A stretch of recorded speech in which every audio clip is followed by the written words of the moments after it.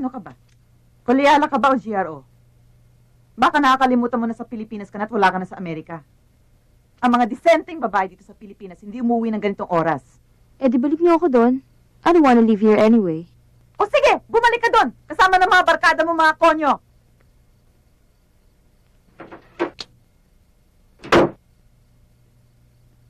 Mag-casino na lang tayo.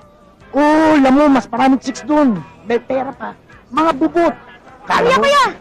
Kailan mo ko sasama sa kasino? Casino ka dyan. Patuloy ka muna. Ano? Tuloy ka na ba? Tara. Baka malit pa tayo sa office. Ay! Ang bahay niyo sa kinain niya!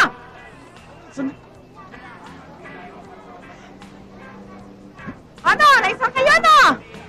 Palibasa, gusto niyo magpalusot eh! Kita nyo naman. Ano yan? Sige mo muna. Babalikan niyo! Opo. Sige! Sige! Alam nyo naman, Sige na! di ba? Mayari ka rin ng bata eh, no? Hello?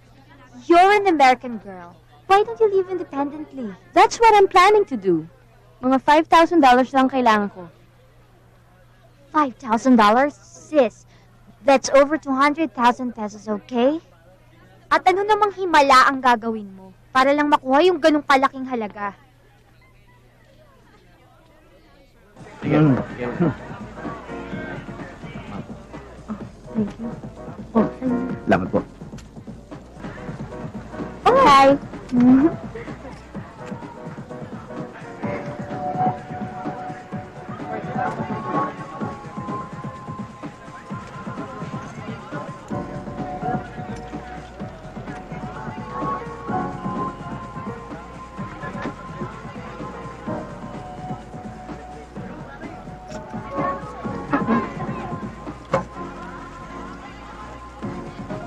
Try mo lang.